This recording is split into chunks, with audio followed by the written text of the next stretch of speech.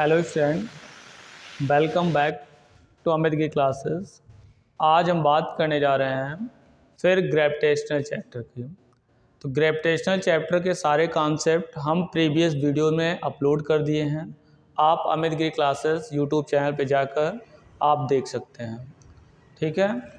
और हम बात कर रहे थे कि ग्रेविटेशनल चैप्टर में एनसीईआरटी में जो एक्सरसाइज गिवन है, एक्सरसाइज में 1 से लेकर 8 तक क्वेश्चन हम डिस्कस कर चुके हैं, नहीं 7 तक डिस्कस कर चुके हैं।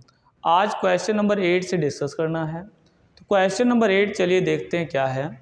क्वेश्चन नंबर 8 है, what is the acceleration of free fall. मतलब what is the acceleration of free fall, अर्थात कोई ऑब्जेक्ट अगर फ्री फॉल गिरे। फ्री फॉल आप जानते हो, बिना फोर्स लगाए उस पर अगर छोड़ दिया जाए, तो ये छोड़ दिया जाए तो ये जो ऑब्जेक्ट गिर रही है, ये देखिए यहाँ पे है ना, ये मार्कर हमने पकड़ा है ना, देखिए इसको छोड़ दे रहे हैं, ऐसे कोई फोर्स नहीं लगा रहे हैं, कोई फोर्स नहीं लगा रहे, इसको छोड़ दे रहे हैं, ये गिर गया। तो इस पर हमने कोई फोर्स नीचे की तरफ नहीं लगाया, ये अपने आप क्या हो, ग्रेविटी की वजह से अर्थ क्या कर रही है, इस ऑब्जेक्ट को अपनी तरफ अट्रैक्ट कर रही है। तो उस अट्रैक्शन फोर्स की वजह से क्या हो रहा है, नीचे जा रहा है। तो जब अर्थ के अट्रैक्शन फोर्स अर्थात अर्थ के ग्रेविटेशनल फोर्स की वजह से जब कोई ऑब्जेक्ट नीचे गिरती है तो उसे बोलते हैं फ्री फॉल। आप कोई फोर्स ना लगाओ, आप कोई फोर्स ना लगाओ, केवल ऐसे क्या करो, छत पे खड़े हो जाओ, किसी बॉल को ऐसे, कोई बॉल को छोड़ दो, किसी चीज़ को ऐसे हाथ से ऐसे पकड़ के ऐसे छोड़ दो, तो जब वो नीचे गिरने लगेगी तो आपने तो उस पर फोर्स लगाया नहीं, उसको तो ऐसा आपने छोड़ दिया केवल ना भाई, तो गिर रही है। तो गिर किसकी वजह से रही है, क्योंकि अर्थ क्या कर रही है, उस ऑब्जेक्ट को अपनी तरफ खींच रही है। तो अर्थ के ग्रेविटेशनल फोर्स की वजह से वो नीचे जा रही है। तो वो ऑब्जेक्ट का जो मोशन होता, जो ऑब्जेक्ट गिर रही है, वो क्या कर रही है, फ्री फॉल है। फ्री फॉल मतलब बिना आपके द्वारा कोई फोर्स नहीं लगाया गया, अपने आप गिर रही है, फ्री में गिर रही है। भाई आप फोर्स लगाते हैं तो भाई कुछ ना कुछ फोर्स लगाया आपने, तो फ्री फॉल नहीं हुआ। लेकिन आपने कुछ भी फोर्स नहीं लगाया तब भी गिर रही है, तो फ्री फॉल हो गया। फ्री में फॉल हो, अपने आप गिरे, कोई फोर्स बिना लगाए ही गिरे तो फ्री फॉल।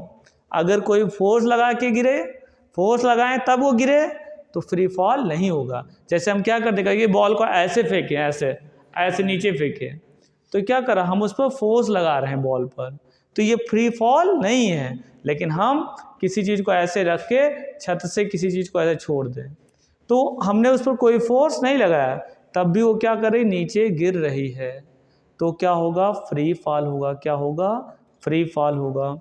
चलिए, इन्होंने कहा कि अगर कोई ऑब्जेक्ट फ्री फॉल है तो उस पर एक्सेलरेशन कितना होता है। तो याद रखना, कोई ऑब्जेक्ट अगर फ्री फॉल है तो इन्होंने पूछा कि कोई ऑब्जेक्ट फ्री फॉल हो रही है तो उसका एक्सेलरेशन क्या होगा। तो क्वेश्चन नंबर 8 है, याद रखना,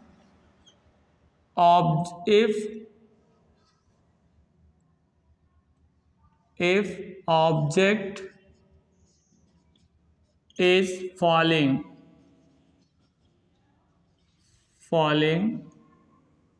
और यहाँ पर अगर हम लिख सकते हैं कि अगर कोई ऑब्जेक्ट क्या हो, फ्री फॉल है, तो उसका जो एक्सेलरेशन होगा,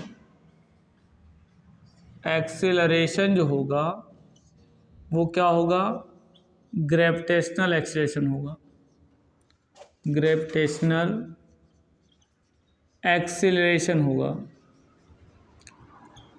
एक्सेलरेशन होगा, ठीक भैया। जब, क्योंकि वो क्या होता है, ग्रेविटेशनल फोर्स की वजह से ही गिरती है नीचे, तो उस पर कौन सा एक्सेलरेशन वर्क करता है, ग्रेविटेशनल एक्सेलरेशन। और ग्रेविटेशनल एक्सेलरेशन होता है क्या है, जी, स्मॉल जी। और स्मॉल जी की वैल्यू जो होती है वो 9.8 मीटर पर सेकेंड स्क्वायर होता है। तो अगर आपसे कोई पूछ ले कि कोई ऑब्जेक्ट फ्री फॉल है तो उस पर एक्सेलरेशन कितना लगता है, तो ग्रेविटेशनल एक्सेलरेशन जो होता है वही एक्सेलरेशन लगता है, और उसकी वैल्यू क्या होती है 9.8 मीटर पर सेकेंड स्क्वायर। कोई भी एक्सेलरेशन है तो उसका जो यूनिट होता है वो मीटर पर सेकेंड स्क्वायर होता है, याद रखिएगा, मीटर पर सेकेंड स्क्वायर। तो क्लियर हो गया कि कोई ऑब्जेक्ट अगर फ्री फॉल गिर रही है, ऐसे गिर रही है, तो उस पर एक्सेलरेशन जो लगता है वो ग्रेविटेशनल एक्सेलरेशन लगता है, और उसकी value 9.8 metre per second square होता है। आज हम बात करने जा रहे हैं नेक्स्ट क्वेश्चन, क्वेश्चन नंबर 9। इन्होंने कहा, क्वेश्चन नंबर 9 क्या है, what do we call the gravitational force between the earth and an object. Earth और ऑब्जेक्ट के बीच जो ग्रेविटेशनल फोर्स लगता है उसी क्या बोलते हैं, तो उसी बोलते हैं ग्रेविटी ऑफ द अर्थ। याद रखना, ग्रेविटी ऑफ द अर्थ, यही पूछ रहे थे। इन्होंने कहा कि भैया कि अर्थ का जो अर्थ किसी ऑब्जेक्ट को अपनी तरफ जिस फोर्स से खींचती, जिस ग्रेविटेशनल फोर्स से खींचती है, उस फोर्स को क्या बोलते हैं, उसको हम क्या बुला सकते हैं, उसको हम क्या बोलते हैं, ग्रेविटी ऑफ द अर्थ। अर्थ की क्या बोलते हैं, ग्रेविटी है। कहते हैं कि कुछ लोग कहते हैं कि ये अर्थ की ग्रेविटी की वजह से क्या और ये ऑब्जेक्ट नीचे गिर रही है। तो चाहे आप कहो कि अर्थ उस पर ग्रेविटेशनल फोर्स लगा रहा है नीचे की तरफ, या आप कहो कि उस पर अर्थ की ग्रेविटी की वजह से वो नीचे गिर रहा है। ओके, नाउ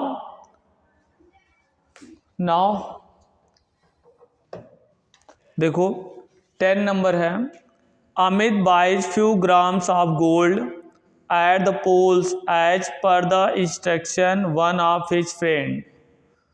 मतलब अमित ने क्या किया, कुछ गोल्ड खरीद लिए eight the poles.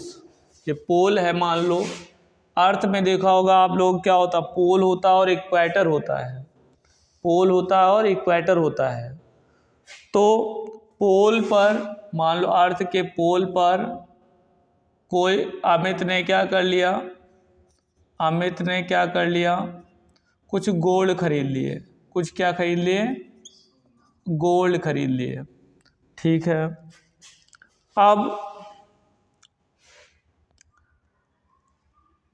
he hand over the same when he meets him at the equator। अपने फ्रेंड से कुछ गोल्ड खरीद लिया पोल पे। अब ये अमित क्या होता है, अपने फ्रेंड से क्या करता है, जब फिर मिलता है कहता है लो भैया हम जो खरीदते थे वो तुम ले लो। देखो क्या कहा, he hands over the same when he meets him at equator।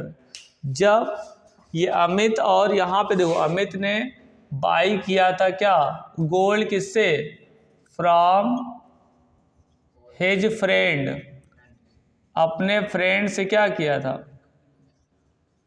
अपने फ्रेंड से खरीदा था।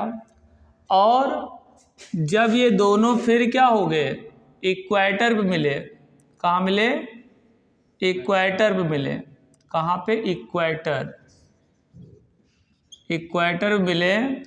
तो अमित क्या चाहता है, Amit want to sold her gold, his gold to his friend. Amit चाहता भैया अब तुम फिर मिल गए, हम खरीदे थे तुम्हें यहाँ पोल पे, हम चाहते हैं ये गोल्ड क्या हो, यहाँ पे आप ले लो हमसे, इक्वेटर पे। अच्छा, ये हैंड ओवर करना चाहता है। अमित क्या चाहता है, Amit want to sold, Amit wants to hand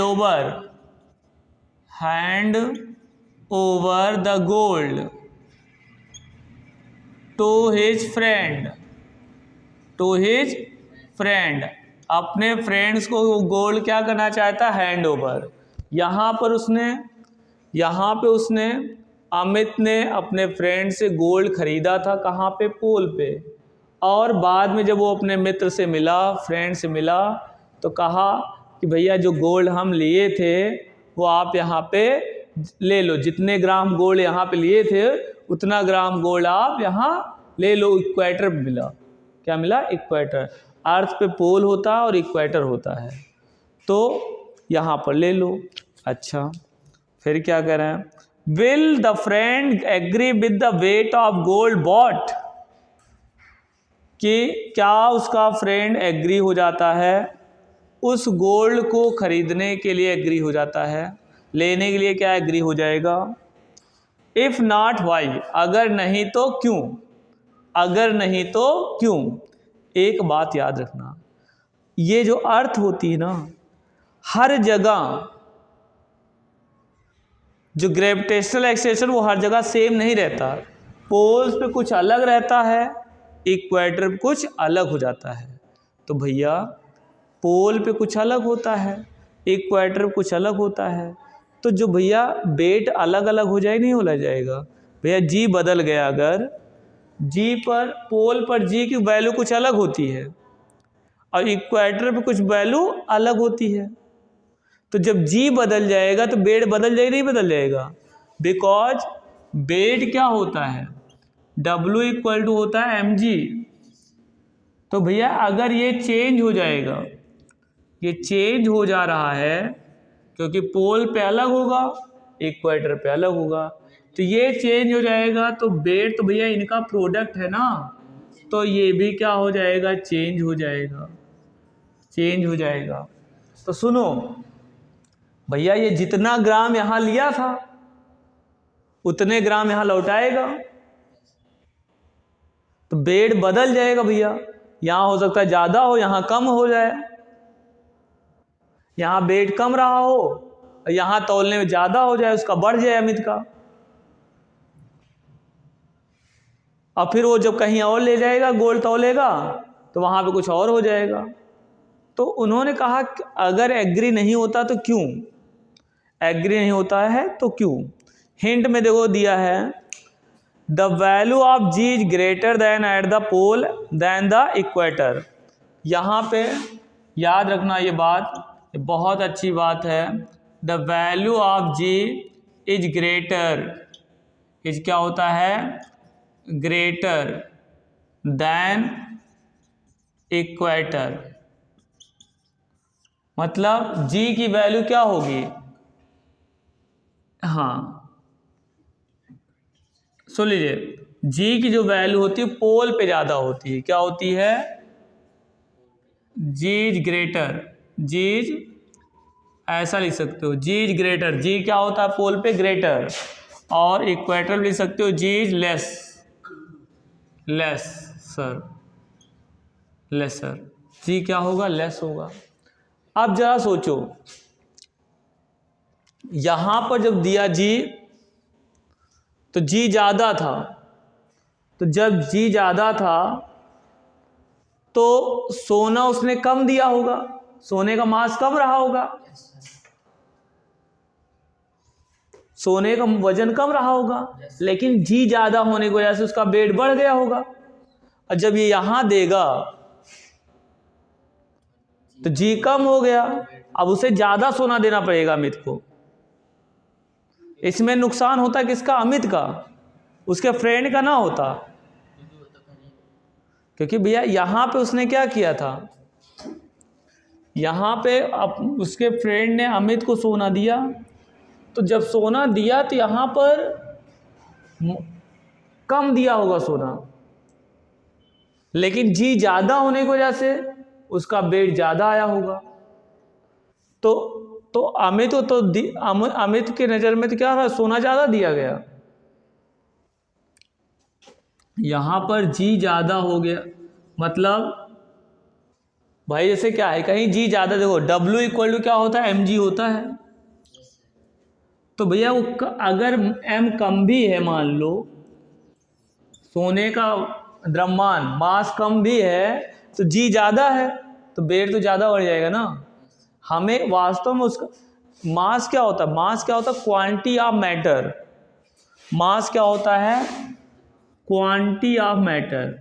matter की जो क्वांटिटी ऑफ मैटर, मैटर की जो क्वांटिटी होती है उसे बोलते हैं क्या? मास बोलते हैं। तो भैया मास, मैटर की क्वांटिटी कम हो रही होगी, सब, लेकिन जी ज़्यादा होने की वजह से वेट ज़्यादा आया होगा। यहाँ पे जब वो तौलेगा अमित, तो यहाँ पर जी कम है, तो उसका बेचारे का मास भैया उतने वेट करने के लिए मास बढ़ाना पड़ेगा, यहाँ जी कम हो जाएगा। बताओ यहाँ जब तौलेगा तो भाई जी कम हो गया, जी कम हो गया, यहाँ पे इक्वेटर पे जी कम होता है, तो भैया जब जी कम हो गया तो क्या होगा, इसको बढ़ाना पड़ेगा। क्या बढ़ाना पड़ेगा, मास को बढ़ाना पड़ेगा, मतलब ज़्यादा क्वांटिटी रखना पड़ेगा सोना, सोने की क्वांटिटी क्या होती ज़्यादा रखना पड़ेगा भाई, क्योंकि जितना बेट यहाँ पे किया था उतने बेट यहाँ पे देना पड़ेगा उसको, अमित को बेचारे को।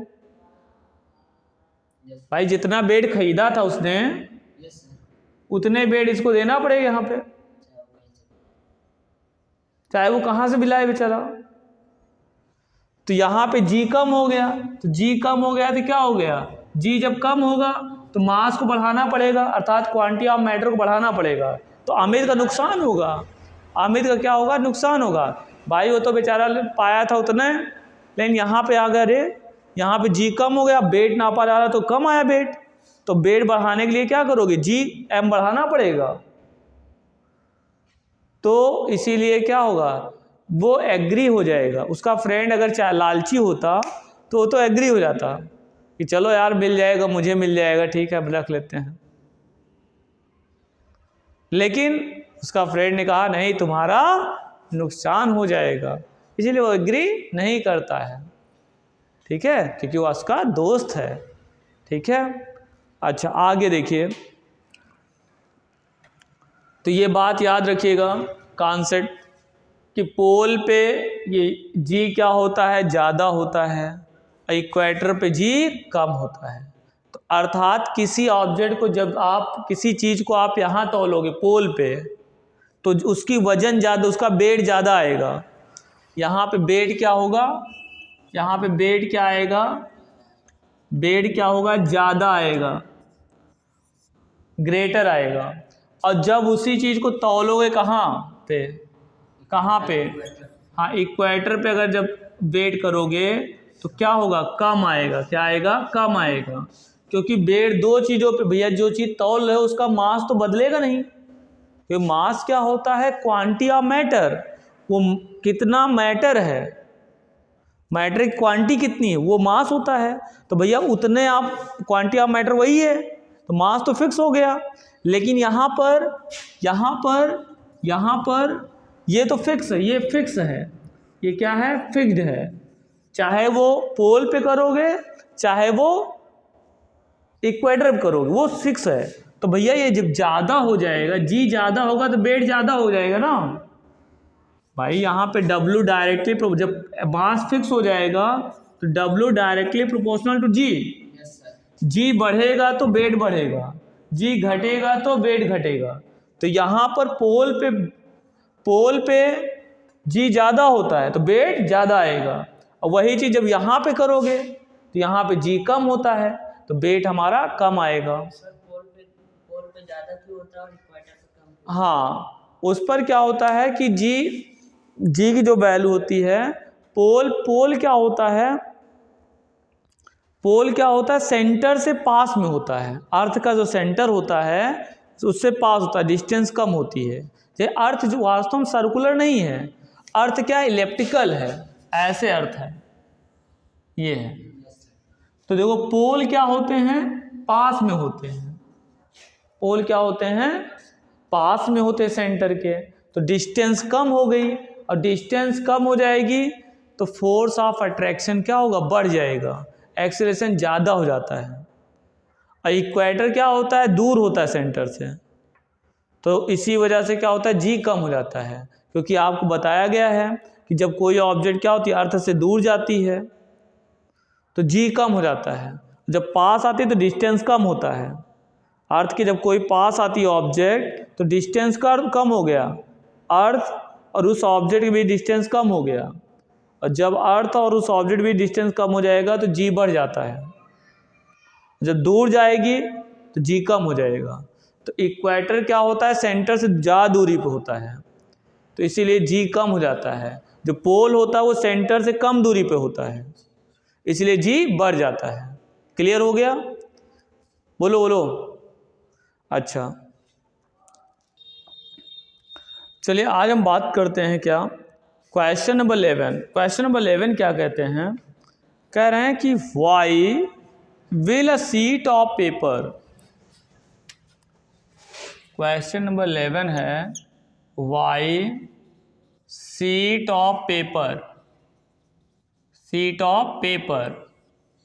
सीट ऑफ पेपर कभी कभी आप देखते होगे, सीट ऑफ पेपर क्या करिए, ऐसे ऐसे छोड़ दीजिए ऊपर से नीचे।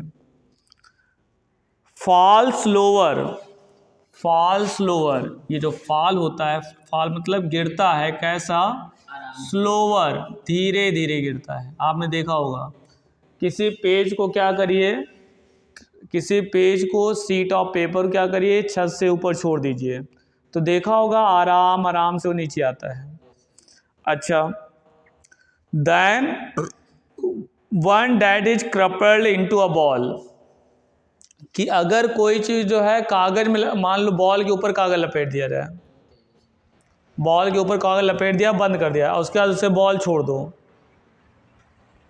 तो क्या होगा, ये बॉल है, ये क्या है भैया, बॉल है, इसके ऊपर अगर ये बॉल है, इसको छोड़ दिया जाए,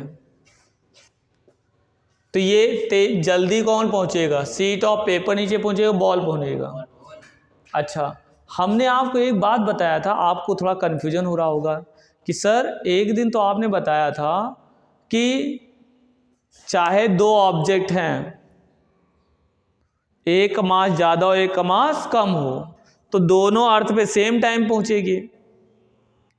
अब आप बता रहे हैं कि तो ये क्यों, ऐसा क्यों हो रहा है कि सीट ऑफ पेपर देर में पहुंच रहा है,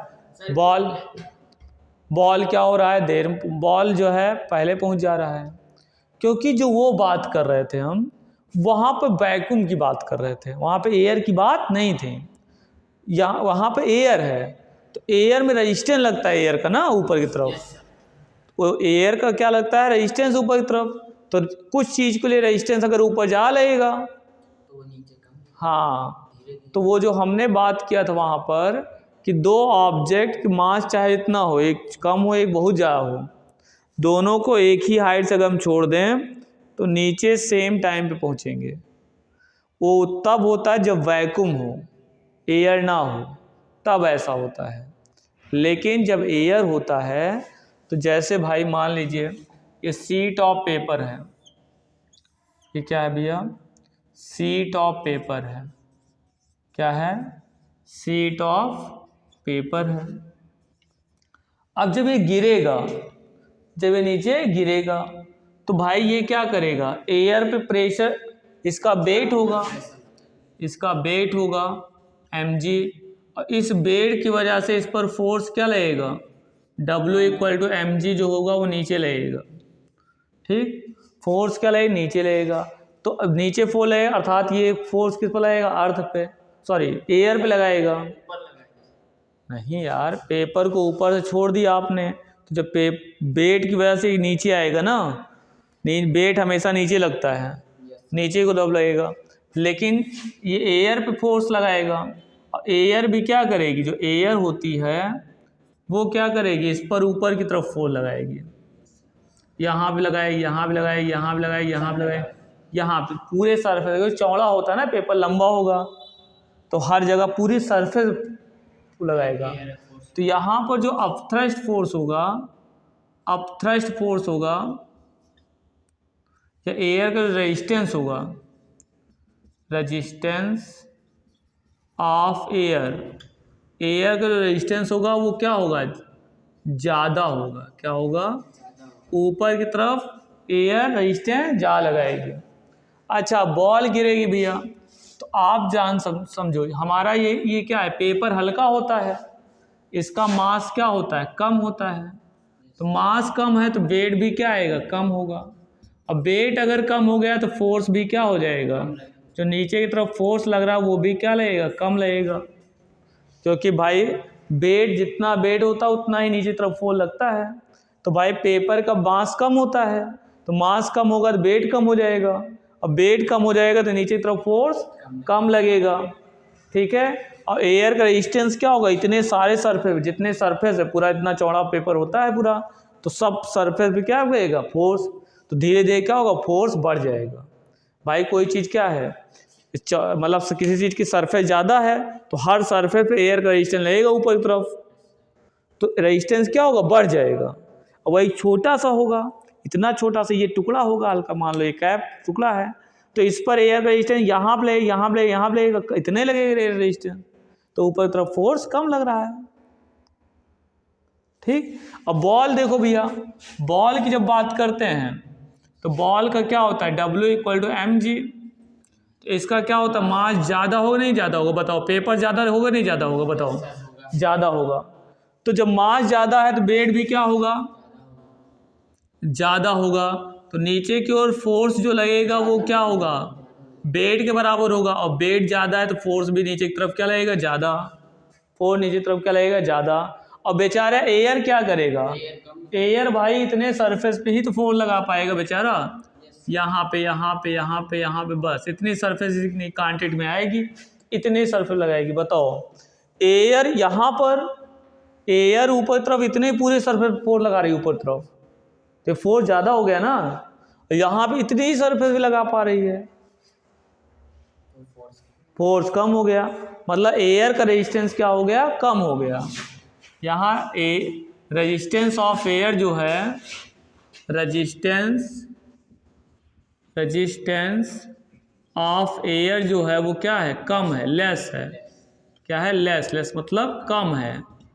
तो भैया ऊपर की तरफ कम लग रहा है फोर्स, एयर रेजिस्टेंस ऊपर कम लग रहा है, नीचे ज़्यादा लग रहा है, तो क्या वो तेज़ी से आएगा ना, वो तेज़ी से आएगा, रिजल्टेंट फोर्स नीचे तेज़ी से आएगा। और यहाँ ये नीचे कम लग रहा है और ऊपर ज़्यादा लग रहा है, तो ये धीरे धीरे आएगा, धीरे धीरे आएगा, क्या होगा, धीरे धीरे आएगा। मतलब इसका वेट इस पर जितने फोर्स लग रहे हैं उससे ज़्यादा है, क्योंकि तभी ये नीचे आ रहा है। अगर इसका फोर्स वेट से ज़्यादा हो जाता तो ये ऊपर ही जाता, नीचे ना आता। लेकिन इनके कंपैरिजन में यहाँ पे रेजिस्टेंस ज़्यादा लग रहा है, तो इसको धीरे धीरे आने देगा ये ऊपर तरफ।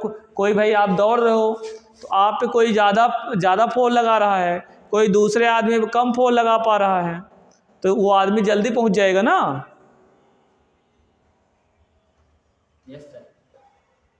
ठीक है, जैसे कोई रुकावट ज़्यादा है, कोई चीज़ मान लो यहाँ ऊपर से नीचे ऐसे गिर रही है, चीज़ नीचे गिर रही है ऐसे, तो इसमें रुकावट ज़्यादा है, ऊपर रुकावट ज़्यादा आ रही है, बेचारा आराम से आएगा। और जैसे इसमें रुकावट है ही नहीं है, ऊपर तरफ फोर्स कम लग रहा है, तो नीचे जल्दी आएगा। ये बात है। तो कहने का मतलब ये हुआ कि जब एयर में गिरता है दो ऑब्जेक्ट, तो दोनों अलग, जिसका मास ज़्यादा होगा वो जल्दी गिरेगा, और जिसका मास कम होगा वो देर में गिरेगा। और सरफेस पे डिपेंड करता, सरफेस भी डिपेंड करता है। अगर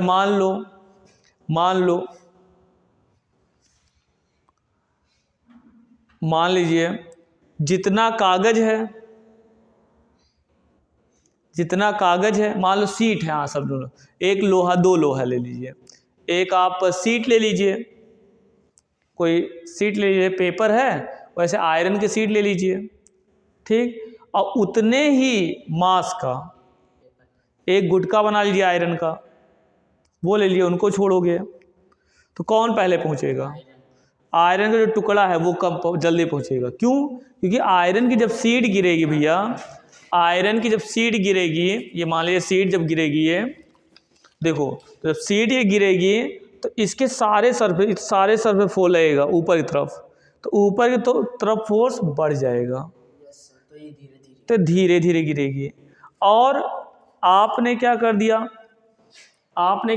ये इतने ही वेट का, मास उतने का ही एक आपने टुकड़ा बना दिया, उसको छोड़ोगे तो भैया इतनी सरफेस ही फोर्स लगेगा, एयर का रेजिस्टेंस इतने ही सरफेस पे लगेगा ऊपर की तरफ, तो ऊपर की तरफ कम फोर्स लग रहा है। तो भैया नीचे तो भाई दोनों का वेट सेम है ना, भाई दोनों का मास सेम है, चादर का मास वो इतना लिया, उसका भी मास उतना लिया, तो दोनों का वेट तो सेम हो गया ना। तो मतलब नीचे की तरफ फोर्स सेम लग रहा है, तो बस इस पे ऊपर की तरफ कम लग रहा है, तो ये नीचे तेजी से गिरेगा। और इस पर नीचे ऊपर तरफ ज़्यादा लग रहा है भाई, नीचे की तरफ, इस पर नीचे की तरफ जितना फोर्स लग रहा है उतना इस पर भी नीचे की तरफ फोर्स लग रहा है।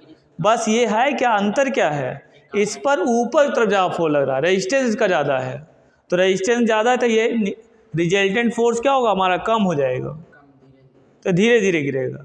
और यहाँ पर ऊपर लगने वाला फोर्स कम है तो नीचे ज़्यादा तेज से गिरेगा। ये इतना बात होता है। लेकिन अगर एयर ना होता, एयर ना हो, वैक्यूम हो, जैसे एयर निकाल दिया जाए, वैक्यूम हो, तब इनको हम दोनों को छोड़ेंगे तो सेम टाइम पे गिरेंगे। ओके,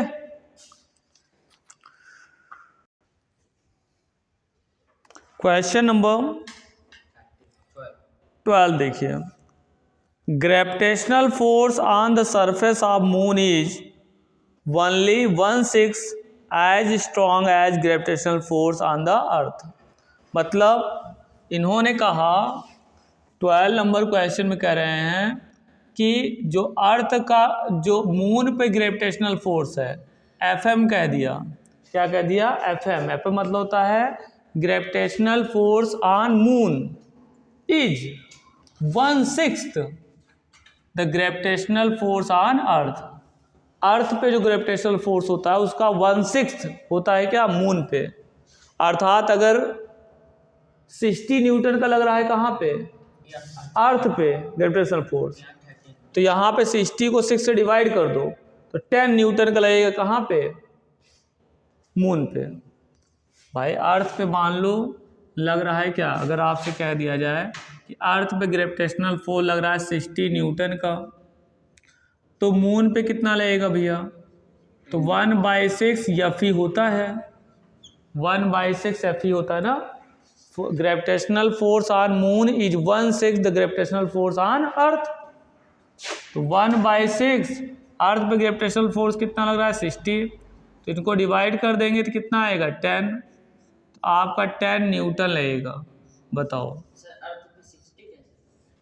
मान लिया हमने अर्थ पे अगर 60 न्यूटन का ग्रेविटेशनल फोर्स लग रहा है तो मून पे कितना लगेगा, 10 न्यूटन का लगेगा। ठीक है, हम एक बात बताना चाह रहे हैं कि हमारा जो वेट, हमारा जो ग्रेविटेशनल फोर्स होता है वो अर्थ पे क्या होता है, मून पे कम हो जाता है, मून पे कम हो जाता है। तो अर्थ पे क्या था, 60 न्यूटन का था, तो हमारा जो है मून पे क्या हो गया, 10 न्यूटन का ही हो गया। हम ये बताना चाह रहे हैं, ठीक है। अर्थात इसीलिए हम, अगर हमारा वेट क्या हो, यहाँ पे 60 न्यूटन का हो अर्थ पे, तो मून पे जाएंगे तो हम 10 किलो के ही रहेंगे, 10 हमारा वेट 10 हो जाएगा। अगर यहाँ पे 60 किलो, हाँ 60 के, वहाँ 10 हो जाओगे, वेट कम हो जाएगा, मास वही रहेगा आपका, जो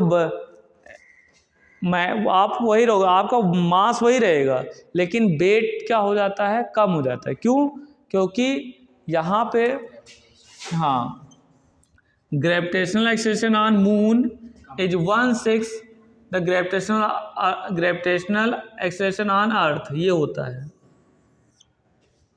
अर्थ का ग्रेविटेशनल फोर्स, अर्थ का ग्रेविटेशनल एक्सेलरेशन का 1/6 होता है मून पे, ग्रेविटेशनल एक्सेलरेशन कम हो जाता है मून पे, जी कम हो जाता है, मून पे जी जो है वो अर्थ के जी का क्या होता है, 1/6 होता है, मतलब 6 से डिवाइड कर दो तो कम हो गया। जब जी कम हो गया तो वेट भी कम हो जाएगा, क्योंकि वेट तो किस पे डिपेंड करता है भाई, जी पे डिपेंड करता है ना। तो जी कम हो जाएगा तो वेट भी कम हो जाता है, 1/6 हो जाता है जितना वेट रहता है अर्थ पे। ठीक है, अच्छा, इन्होंने कहा gravitational force on the surface of moon is only 1/6 as strong as gravitational force on the earth. What is the weight in newton of 10 kg object on moon and on the earth. देखो, इन्होंने कहा कि कोई जो है object है उसका मास कितना है, 10 kg है, तो इसका वेट अर्थ पे कितना होगा, मून पे कितना होगा। देखो देखो तो पहले हम क्या निकाल लेंगे, पहले वेट ऑन डब्ल्यू ई मतलब हुआ वेट ऑन अर्थ। अर्थ पे जो वेट होगा वो क्या होगा, एम जी लिख देंगे।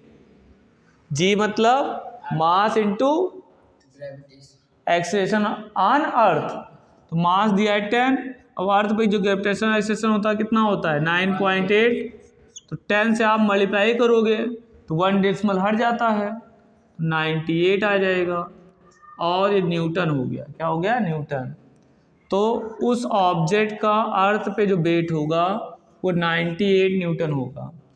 अब उसी ऑब्जेक्ट का मून पे जो वेट होगा भैया, तो सीधा इसका लिख दो क्या, डब्ल्यू ई।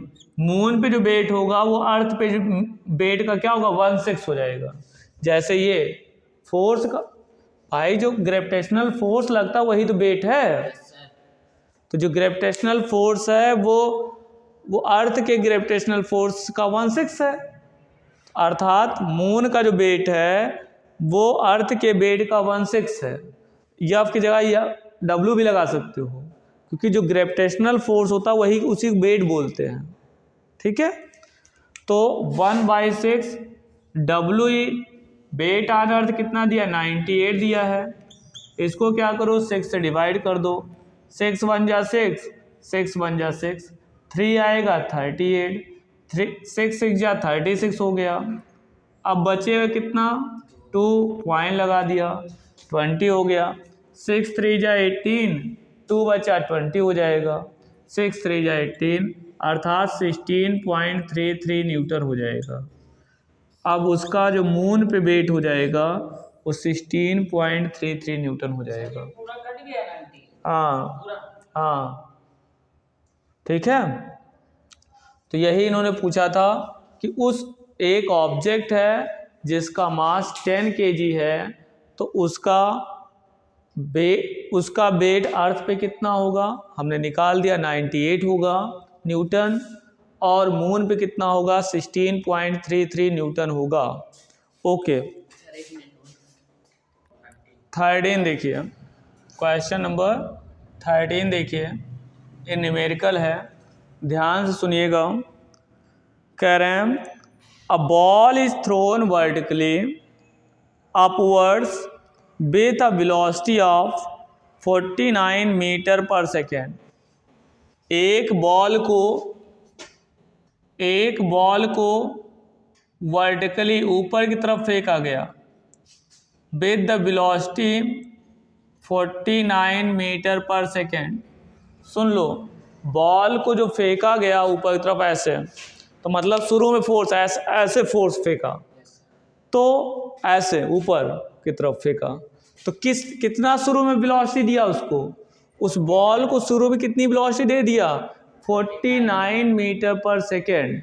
तो जो u क्या होता है इनिशियल वेलोसिटी, तो उस बॉल की शुरू की वेलोसिटी कितनी हो जाएगी 49 मीटर पर सेकेंड ही तो होगी। भाई आप बॉल पकड़े तुरंत फेंक दिए इतनी तेज से, तो किस वेलोसिटी से फेंक रहे हो 49 मीटर पर सेकेंड से, तो उसकी क्या कहलाएगी इनिशियल वेलोसिटी। आपने देखा होगा धीरे धीरे क्या होती, बॉल ऊपर जाती है, तो क्या होती मैक्सिमम हाइट भी जब पहुंच जाती है, आपने देखा होगा, तो भाई धीरे धीरे क्या होता है जब ऑब्जेक्ट ऊपर जाती है, आप किसी बॉल को ऊपर फेंके तो ऊपर जब जाएगी धीरे धीरे आपकी वेलोसिटी कम होती जाती है। तो जब मैक्सिमम हाइट पे पहुंच जाती है बॉल, मतलब जितनी ऊंचाई जा सकती है वो मैक्सिमम हाइट जब पहुंच जाती है बॉल, तो वहाँ पर फाइनल वेलोसिटी क्या हो जाती है, 0 हो जाती है। जैसे जैसे कोई बॉल ऊपर जाती है आपने देखा होगा उसकी वेलोसिटी कम हो जाती है, स्पीड कम हो जाती है। तो जब वेलोसिटी कम हो जाएगी तो लास्ट में वही बॉल जाके रुकती है जहाँ पर फाइनल वेलोसिटी क्या होती है 0। जब ऑब्जेक्ट मैक्सिमम हाइट पे पहुंच जाता है, बॉल मैक्सिमम हाइट पहुंच जाएगी, जितनी दूरी जा सकती है उतनी ऊंचाई तक पहुंच जाएगी, धीरे धीरे जाते कम होती रहेगी वेलोसिटी, कम होती रहेगी, एक स्थिति ऐसी आएगी कि वहाँ पे वेलोसिटी 0 हो जाएगी। तो जहाँ पे वेलोसिटी 0 हो जाती है वो ऑब्जेक्ट वहीं से लौटना शुरू कर देती है, वो ऑब्जेक्ट वहाँ से लौटना शुरू कर देती है। तो मैक्सिमम हाइट पर जब हाइट क्या होगी, मैक्सिमम होगी, तो फाइनल वेलोसिटी क्या होगी, 0 हो जाएगी। तो इन्होंने कहा मैक्सिमम हाइट क्या होगी, मैक्सिमम हाइट की बात कर रहे हैं, ये क्या होगी, h क्या होगा। अच्छा और क्या कह रहे हैं हम, और क्या कह रहे हैं हम, हाँ बस मैक्सिमम हाइट। तो देखो भैया इन तीनों में एक रिलेशन होता है, इन तीनों में क्या होता है, रिलेशन होता है।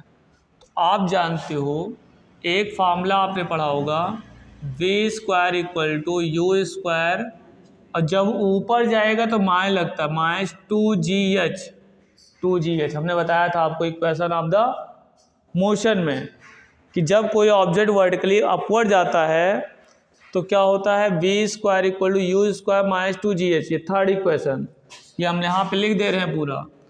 जब when body is moving upward,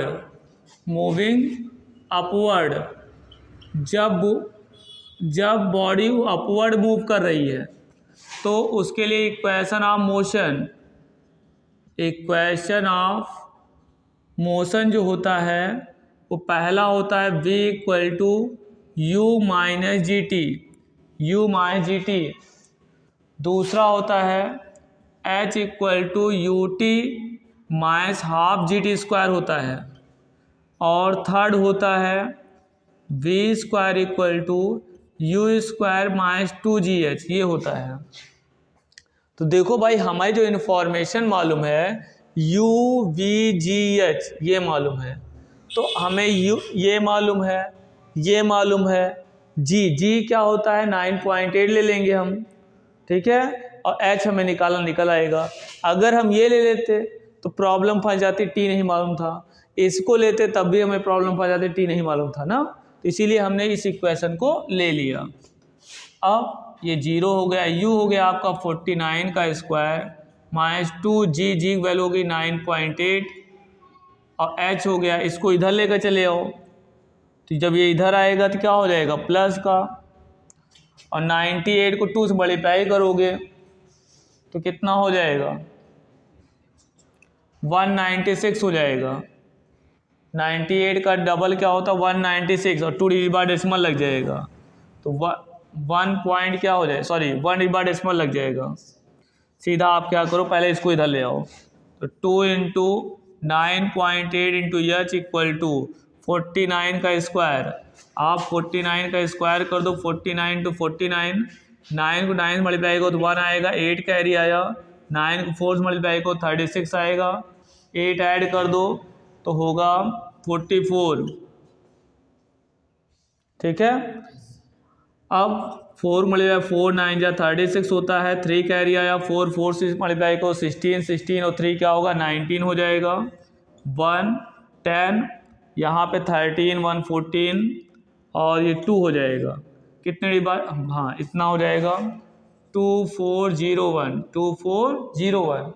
okay, अब इसको आप 92 का डबल होता है, 92 डबल होता है 196 होता है, 1 बार डेसिमल लगा दिया, equal to 2401, h equal to होगा 2401 अपॉन 19.6, h इक्वल टू क्या करो 10 से ऊपर इसे मल्टीप्लाई कर दो, 2401 10 से मल्टीप्लाई को तो यहाँ 0 लग जाएगा, यहाँ 10 से मल्टीप्लाई को तो क्या होगा डेसिमल हट जाएगा, 2 से डिवाइड कर दो, पहले आप हो सकता है 4 से डिवाइड करना प्रयास करो, 4 6 जा 24 आएगा, यहाँ 0 आएगा, और नहीं कैंसिल होगा, 2 डिवाइड करो पहले, 2 9 जा 18 हो गया, 2 8 जा 16 हो गया, 2 डिवाइड 2 1 जा 2, 2 2 जा 4, 0 2 1 जा 2 हो गया, 2 2 जा 4 हो गया, 0 लगा दिया, यहाँ 1 अपने आप आ जाएगा, लेकिन अगला डिजिट बढ़ाने के लिए क्या बनाना पड़ेगा आपको 0, अब 10 हो गया, 2 5 जा क्या होगा 10 हो जाएगा। तो हाइट आपका कितना हो गया, हाइट आपका जो हो गया भैया वो 12005 अपॉन 98 हो गया। अब इसको हम क्या करेंगे, डायरेक्ट डिवाइड कर दीजिए, तो जो आंसर आएगा आपका, देखिए यहाँ पे हम डिवाइड कर देंगे इसको 98 से डायरेक्ट, 1 टाइम जाएगा यहाँ 98 आएगा, फिर माइनस कर दो, यहाँ 10 में से 8 जाएगा 2, 11 माइनस 9 2 आ जाएगा। इसको आप डिवाइड कर लीजिएगा, आंसर आ जाएगा 12,005 को 98 से डिवाइड करना, वही हाइट हो जाएगा। ठीक है, ओके।